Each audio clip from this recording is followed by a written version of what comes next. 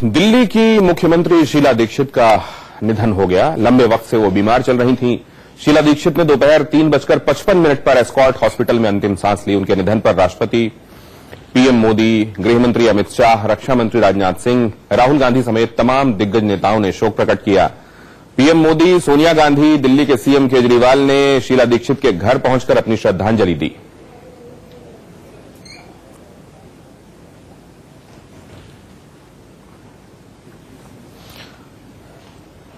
शीला दीक्षित ने जिस तरह से खासतौर से दिल्ली के लोगों की अपने मुख्यमंत्रित्व काल में सेवा की है, आज हर किसी को वो, खासतौर से दिल्ली वालों को बहुत ज्यादा याद आ रही हैं और तमाम सियासी चेहरे उनके निधन के बाद शोकमग्न दिखाई दिए।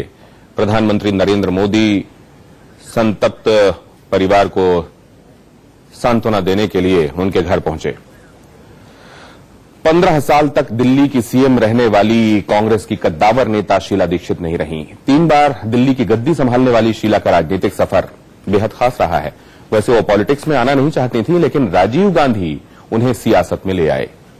शीला दीक्षित ने सियासत में आकर ऐसा धमाल मचाया कि दिल्ली में कांग्रेस के अच्छे दिन 15 साल तक रहे और उनकी सरकार में दिल्ली की सूरत बदली, दिल्ली वालों को खूब तोहफे मिले।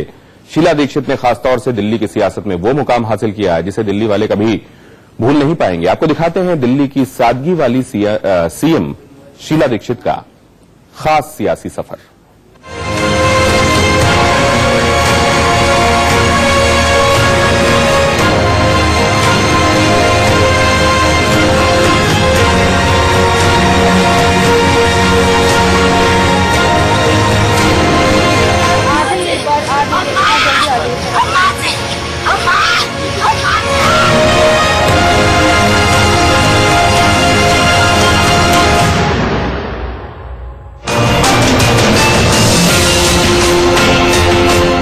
शीला दीक्षित का जन्म 31 मार्च 1938 को पंजाब के कपूरथला में हुआ था।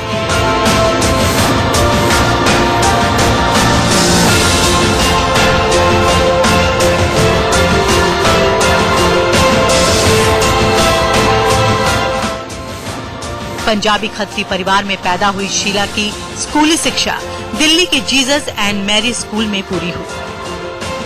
दिल्ली यूनिवर्सिटी के मिरांडा हाउस कॉलेज से उन्होंने ग्रेजुएशन किया। दिल्ली विश्वविद्यालय में प्राचीन इतिहास की पढ़ाई करने के दौरान शीला की मुलाकात विनोद दीक्षित से हुई, जो उस समय कांग्रेस के बड़े नेता उमा शंकर दीक्षित के इकलौते बेटे थे। बाद में विनोद और शीला ने शादी कर ली। राजनीति में शीला की एंट्री 1984 में हुई। वो 1984 से 1989 तक यूपी की कन्नौज सीट से सांसद रही। वो राजीव गांधी मंत्रिमंडल में साल 1986 से 1989 तक राज्य मंत्री भी रही। 1984 से 1989 के बीच शीला ने महिलाओं पर संयुक्त राष्ट्र के आयोग में भारत का प्रतिनिधित्व भी किया। 1998 में शीला दीक्षित को बीजेपी के लाल बिहारी तिवारी ने ईस्ट दिल्ली लोकसभा सीट से हरा दिया। बाद में साल 1998 में वो पहली बार दिल्ली की मुख्यमंत्री बनी।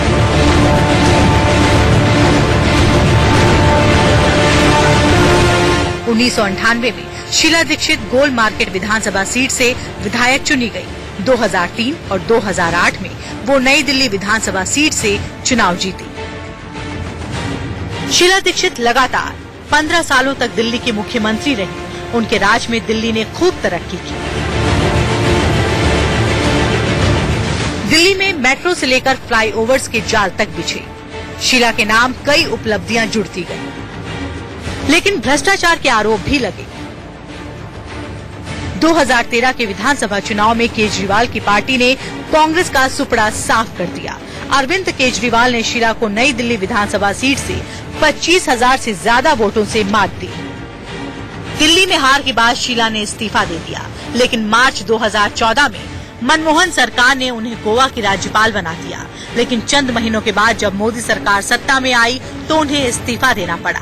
इसके बाद शीला राजनीति से दूर रही। लेकिन 2019 के लोकसभा चुनाव से पहले कांग्रेस ने उन्हें दिल्ली की कमान सौंप दी। उन्हें दिल्ली कांग्रेस का अध्यक्ष बनाया गया, लेकिन कांग्रेस दिल्ली की एक भी लोकसभा सीट नहीं जीत पाई। दिल्ली की सियासत में शीला का कद कितना बड़ा था, उसका अंदाजा इस बात से भी लगाया जा सकता है कि विपक्ष के नेता भी उनका आशीर्वाद लेना नहीं भूलते थे। 81 साल की उम्र में शीला दिल्ली के लोगों से हमेशा के लिए दूर चली गई।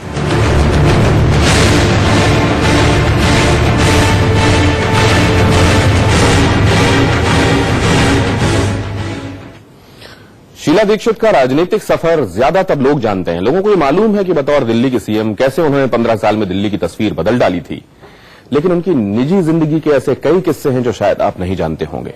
कॉलेज में प्यार और बस में इकरार, शीला कपूर के शीला दीक्षित बनने का किस्सा, शीला क्यों आधी रात में कार लेकर निकल पड़ी थी और क्यों एक ही फिल्म बार बार देखती थी, शीला के वो किस्से जो किसी ने नहीं सुने। देखिए शीला दीक्षित की अनसुनी कहानियां।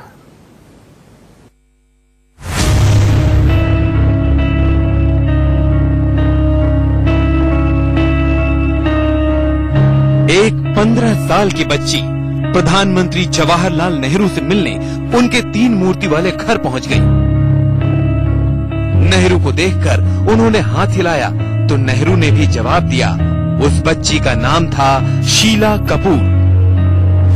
32 साल बाद वो नेहरू के नाती राजीव गांधी के मंत्रिमंडल में भी शामिल हुई थी। शीला दीक्षित का जन्म 31 मार्च 1938 को पंजाब के कपूरथला में हुआ था। पंजाबी खत्री परिवार में पैदा हुई शीला की स्कूली शिक्षा दिल्ली के जीसस एंड मैरी स्कूल में हुई थी। दिल्ली यूनिवर्सिटी के मिरांडा हाउस कॉलेज से उन्होंने ग्रेजुएशन किया। शीला जी, आपके स्कूल की यादें कुछ? हाँ, school convent of Jesus and Mary में मैं पढ़ी। बेहद अच्छा स्कूल था। हम शायद 15-20 लड़कियां होती थी। कुछ टीचर्स ऐसी थी, मिसेस डायस, क्रिश्चियंस थी मोस्टली, और नन्स थी जिसको आज तक हम याद करते हैं। आप यकीन मानिए, क्योंकि मेरे माता पिता धर्म के जो वो होते हैं, धर्म के जो कांड होते हैं, हाँ, कर्म कांड होते हैं, वो कभी नहीं हमारे घर में हुए। तो मैं चर्च जाया करती थी, क्योंकि था ये नहीं पता था कि ये चर्च है, बस है एक भगवान। जब एग्जाम्स आते थे तब वहां चली जाती थी। स्पोर्ट्स भी खेलते थे हम, वॉलीबॉल और बास्केटबॉल वगैरह। छोटे कद की हूं मैं, इसलिए जितना उसमें सक्रिय हो सकती थी नहीं हुई। टेनिस भी खेली मैंने और बहुत आनंद आया। आज भी बहुत सारी मेरी सखियां और सहेलियां उसमें है, संपर्क में है और उनके साथ मिलते रहते हैं। दिल्ली विश्वविद्यालय के प्राचीन इतिहास की पढ़ाई करने के दौरान शीला की मुलाकात विनोद दीक्षित से हुई, जो उस समय कांग्रेस के बड़े नेता उमा शंकर दीक्षित के इकलौते बेटे थे। विनोद अक्सर शीला के साथ बस पर बैठकर फिरोज शाह रोड जाया करते थे, ताकि वो उनके साथ अधिक से अधिक समय बिता सके। डीटीसी की 10 नंबर वाली बस में ही विनोद ने शीला को शादी के लिए प्रपोज किया था। शीला ने एक इंटरव्यू में कहा था, हम दोनों डीटीसी की 10 नंबर बस में बैठे हुए थे। अचानक चांदनी चौक के सामने विनोद ने मुझसे कहा, मैं अपनी माँ से कहने जा रहा हूँ कि मुझे वो लड़की मिल गई जिससे मुझे शादी करनी है। मैंने उनसे पूछा, क्या तुमने लड़की से इस बारे में बात की है? विनोद ने जवाब दिया, नहीं, लेकिन वो लड़की इस समय मेरे बगल में बैठी है। मैं पहले तो समझ नहीं पाई क्या बोल रहे हैं। उसके बाद में कहा, do you know I am proposing to you. So I said, तो वो एक मुझे 10 नंबर अब तो पता नहीं है भी या नहीं। डीटीसी की बस में आपको जीवन साथी मिला था, ये कहा जा सकता है। संपन्न हुआ, मिले तो पहले ही, लेकिन वो रिश्ता जुड़ा। शीला बस में तो विनोद से कुछ नहीं बोली, लेकिन घर आकर उन्होंने खूब डांस किया। शुरुआत में विनोद के परिवार ने शादी का विरोध किया, क्योंकि शीला ब्राह्मण नहीं थी, लेकिन बाद में परिवार की रजामंदी से विनोद और शीला ने शादी कर ली। और इस तरह शीला कपूर से शीला दीक्षित बन गयी। शीला के पति विनोद यूपी कैडर के IAS ऑफिसर थे। शीला जी, लेकिन ये कितना बड़ा सांस्कृतिक बदलाव था, पंजाबी परिवार से कानकुब्ज परिवार में जाना। मेरा परिवार पंजाबी ही नहीं है, सब कुछ था, लेकिन यहाँ पर बदलाव जरूर लगा। और मुझे बड़ी अच्छी तरह से याद है कि मुझे इतना बड़ा जब घूंघट का पहनना पड़ा तो मुझे बहुत ही अटपटा लगा कि ये क्या हो गया। और मैंने अपने पिता को उस घूंघट के नीचे एक पोस्टकार्ड लिखा कि मैं समझती हूँ कि मैं 16वीं सदी में आ गई हूँ। तो बदलाव था, लेकिन रहन सहन का बदलाव था, खान पीन का बदलाव था, लेकिन स्नेह और इज्जत इतनी ज्यादा मिली कि फिर वो चीजें आपको छूट मिल गई थोड़ी। हाँ, कोई मायने नहीं रखती थी। एक दिन लखनऊ से अलीगढ़ आते वक्त विनोद से ट्रेन छूट गई। उन्होंने शीला से कहा कि वो उन्हें ड्राइव कर कानपुर तक ले चले ताकि वो वहाँ अपनी ट्रेन पकड़ ले। शीला ने बताया था, मैं रात में ही भारी बरसात के बीच विनोद को अपनी कार में बैठाकर 80 किलोमीटर दूर कानपुर ले आई। वो अलीगढ़ वाली ट्रेन पर चढ़ गए। जब मैं स्टेशन के बाहर आई तो मुझे कानपुर की सड़कों का रास्ता नहीं पता था। उस वक्त रात के 1:30 बजे थे। शीला ने कुछ लोगों से लखनऊ जाने का रास्ता पूछा, लेकिन कुछ पता नहीं चल पाया। सड़क पर खड़े कुछ मनचलों ने उन्हें देखकर किशोर के गाने गाने शुरू कर दिए। गाना एक लड़की भीगी भागी सी गाने लगे। तभी वहां का कांस्टेबल आया और उन्हें थाने ले गया। वहां शीला ने डायरेक्ट SP साहब को फोन किया, जो उन्हें जानता था। SP ने तुरंत 2 पुलिस वालों को शीला के साथ कर दिया। शीला ने उन पुलिस वालों को कार की पिछली सीट पर बिठाया और खुद ड्राइव करती हुई सुबह 5 बजे वापस लखनऊ पहुंच गई। शीला दीक्षित ने राजनीति के गुर अपने ससुर उमाशंकर दीक्षित से सीखे थे, जो इंदिरा गांधी मंत्रिमंडल में गृह मंत्री हुआ करते थे और बाद में कर्नाटक और पश्चिम बंगाल के राज्यपाल भी बने। एक दिन उमाशंकर दीक्षित ने इंदिरा गांधी को खाने पर बुलाया और शीला ने उन्हें खाने के बाद गर्मा गर्म जलेबियों के साथ वनीला आइसक्रीम सर्व की। शीला ने एक इंटरव्यू में कहा था,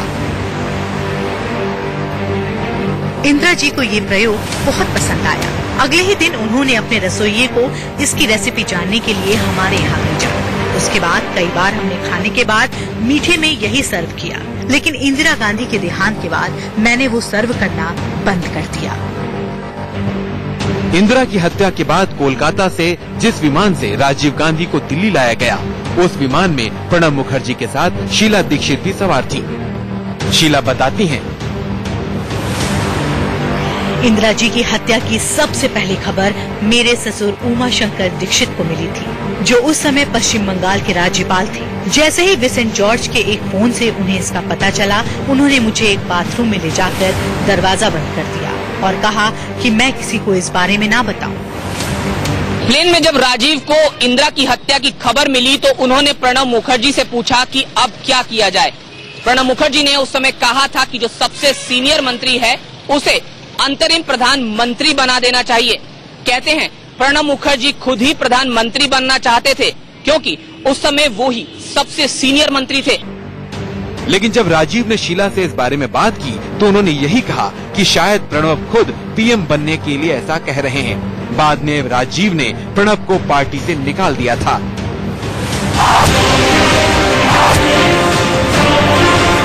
जब राजीव गांधी प्रधानमंत्री बने तो उन्होंने शीला दीक्षित को अपने मंत्रिमंडल में शामिल किया। पहले उन्हें प्रधानमंत्री कार्यालय में राज्य मंत्री की जिम्मेदारी मिली। वो 1984 से 1989 तक यूपी की कन्नौज सीट से सांसद रहीं। शीला जी, राजीव जी ने आपको कैसे मना लिया कि आप राजनीति में सक्रिय तौर पे आए? देखिए, मेरे पति को और मेरे ससुर को ये जरूर मन में था कि मैं पॉलिटिक्स में आऊं, क्योंकि विनोद तो आ नहीं सकते थे और कोई था नहीं। तो मुझे कोई दिलचस्पी पॉलिटिक्स में कभी नहीं रही और न थी। तो जब इंदिरा जी का देहांत हो गया और राहुल जी दीक्षित जी के पास काफी आया करते थे, उनसे कुछ सीखने के लिए एज ए सीनियर राजीव जी। हाँ, राजीव जी, हाँ, राजीव जी आया करते थे, बातें करते थे और उससे मेरी उनका परिचय हुआ। वो मुझे पहचानने लगे, मैं उनको पहचानने। तो उसके बाद जब इंदिरा जी का देहांत हो गया और वो ढूंढ रहे थे, मतलब इलेक्शन में जा रहे थे, तब वहां से मैसेज दीक्षित जी को आया कि शीला शुड कॉन्टेस्ट। अब मुझे तो कुछ आइडिया ही नहीं था, मुझे तो ये भी नहीं मालूम था कि कोई बूथ्स भी होते हैं, कैसे होता, अगर कोई बूथ सिस्टम है तो यहाँ जाके वोट डाल देते। 1998 में सोनिया गांधी ने उन्हें दिल्ली प्रदेश कांग्रेस का अध्यक्ष बनाया। 1998 में वो दिल्ली की मुख्यमंत्री बनी और लगातार 15 साल तक दिल्ली की गद्दी पर राज किया। हालांकि शीला दीक्षित का वक्त वक्त पर कांग्रेस के भीतर से ही विरोध भी होता रहा। यहां तक कि जबकि वो दिल्ली की मुख्यमंत्री थीं, तब भी कांग्रेस के भीतर से ही उनके लिए विरोध के स्वर उठते रहते थे। राम बाबू शर्मा, जो कि उस समय दिल्ली नगर निगम के सभासद थे, उन्होंने मुख्यमंत्री रहते हुए शीला दीक्षित पर यह आरोप लगाया था कि निजामुद्दीन ईस्ट में जो उनका घर बना हुआ है, उसमें भवन निर्माण से संबंधित कानूनों की अनदेखी की गई है। और उसका नतीजा यह निकला था कि इस शिकायत पर उनके उस भवन की, उनके उस घर की, उनके मुख्यमंत्री रहते हुए जांच की गई थी। उनके कार्यकाल के दौरान एक अजीबोगरीब स्थिति आई। दरअसल कॉमनवेल्थ खेलों के दौरान खेलगांव के बगल में बने अक्षरधाम मंदिर के एक स्वामी ने शीला से मांग की कि खेलगांव में सिर्फ शाकाहारी भोजन ही परोसा जाए। एक साक्षात्कार में शीला ने बताया था, स्वामी नारायण मंदिर के स्वामी को इस बात की अनुमति नहीं है कि वो महिलाओं की तरफ देखें। इसलिए जब वो मुझसे मिलने आए तो उन्हें दूसरे कमरे में बैठाया गया। जब भी उन्हें कुछ कहना होता तो एक संदेशवाहक उनका संदेश लेकर आता और फिर मुझे उसका जो उत्तर देना होता था वो भी एक संदेशवाहक ही उनके पास लेकर जाता। शीला दीक्षित ने स्वामी जी की बात तो नहीं मानी, क्योंकि कॉमनवेल्थ में दुनिया भर से खिलाड़ी आए थे, लेकिन उन्होंने इतना आश्वासन जरूर दे दिया कि खेलगांव से निकले कूड़ा करकट को अलग नाले से निकाला जाएगा।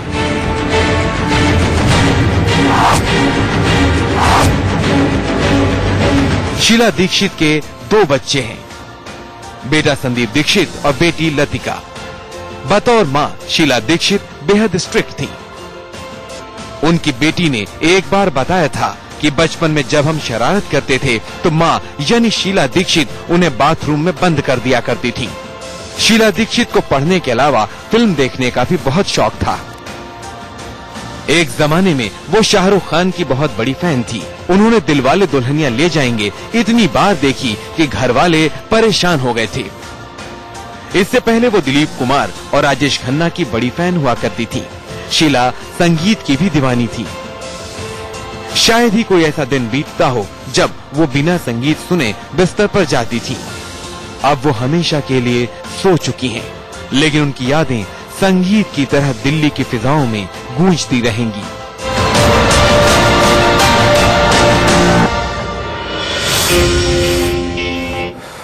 शीला दीक्षित एक ऐसी नेता थी जो हारें या जीतें, उनका रसूख कभी कम नहीं हुआ। विरोधियों के बीच भी उनका काफी सम्मान था। इसके पीछे बड़ी वजह है, बतौर सीएम रहते हुए शीला दीक्षित के काम थे। एक तरीके से दिल्ली की सूरत बदलने का क्रेडिट शीला दीक्षित को ही जाता है। दिल्ली में फ्लाईओवर से लेकर मेट्रो तक और सीएनजी से लेकर हरी भरी दिल्ली के लिए शीला दीक्षित का विजन। आपको दिखाते हैं दिल्ली के लिए शीला दीक्षित के 10 तोहफे जो उन्होंने अपनी सरकार के रहते हुए ही दिल्ली वालों को दिए थे।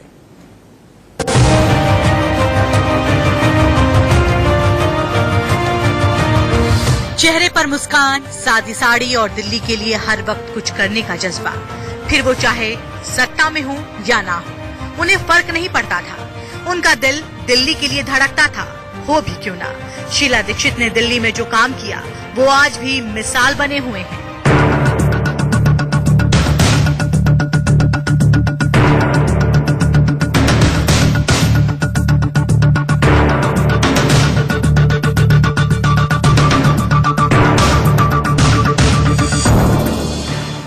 पली बढ़ी शीला से बेहतर भला दिल्ली को और कौन दूसरा नेता जान सकता था।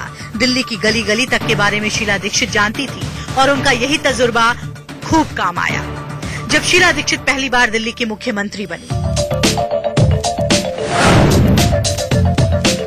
साल 1998 कांग्रेस की दिल्ली में जबरदस्त जीत, पहली बार दिल्ली की सीएम बनी। जिस वक्त शीला दीक्षित दिल्ली की सीएम बनी तब उनकी उम्र 60 साल थी, लेकिन उनकी उम्र का असर उनकी सोच पर बिल्कुल नहीं था। ऐसा लगा जैसे वो दिल्ली को बदलने का ख्वाब लेकर आई थी, किसी को अंदाजा नहीं था। हम आपको शीला दीक्षित के 10 ऐसे काम बताने वाले हैं जिसकी वजह से दिल्ली की सूरत और सीरत एकदम बदल गई। जैसी दिल्ली आज दिखती है, शीला के कार्यकाल में वैसी नहीं थी। उस दौर में जबरदस्त ट्रैफिक जाम, प्रदूषण और नए लोगों के दिल्ली में आने से बोझ बढ़ता जा रहा था। ये वो वक्त था जब दिल्ली को सुधार की काफी जरूरत थी। ऐसे वक्त में दिल्ली की कमान शीला दीक्षित के हाथों में आई और फिर देखते ही देखते देश की राजधानी दिल्ली दुनिया भर में एक हाईटेक सिटी के रूप में पहचान बनाने में कामयाब हो पाई। लेकिन ये इतना आसान नहीं था। 15 सालों की सत्ता में शीला ने कदम दर कदम दिल्ली में बदलाव किए।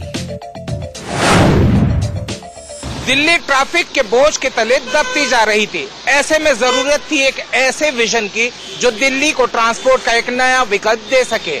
साल 2002 में जब पहली बार शाहदरा-30 हजारी रूट पर मेट्रो पहुंची तो देश के तत्कालीन प्रधानमंत्री अटल बिहारी वाजपेयी ने इसे हरी झंडी दिखाकर शीला के विजन को साकार किया। हालांकि दिल्ली की शान कहलाने वाली ये मेट्रो शीला दीक्षित के कार्यकाल में शुरू हुई थी, लेकिन बीजेपी इसे अपनी उपलब्धि बताती रही है। कांग्रेस दावा करती रही है कि शीला दीक्षित ने अपने 15 साल के कार्यकाल में 70 फ्लाईओवर बनाकर एक जाल बिछा दिया, जिसकी वजह से कई हिस्सों में रेड लाइट पर लगने वाले जाम से आजादी मिली। हालांकि केजरीवाल सरकार का दावा है कि उन्होंने भी अपने 4.5 साल के कार्यकाल में 23 फ्लाईओवर बनाए। साल 2002 में दिल्ली में प्रदूषण कम करने के लिए शीला दीक्षित ने सीएनजी इस्तेमाल को सरकारी वाहनों के लिए अनिवार्य कर दिया था। हालांकि यह गाइडलाइन प्राइवेट वाहनों के लिए भी जारी की गई थी। उसी के बाद से डीटीसी की बसें सीएनजी पर चलने लगी थी। शीला दीक्षित ने अपनी किताब citizens Delhi my times my life में भी सीएनजी के जरिए दिल्ली में ग्रीन कवर को बढ़ाने का जिक्र किया था।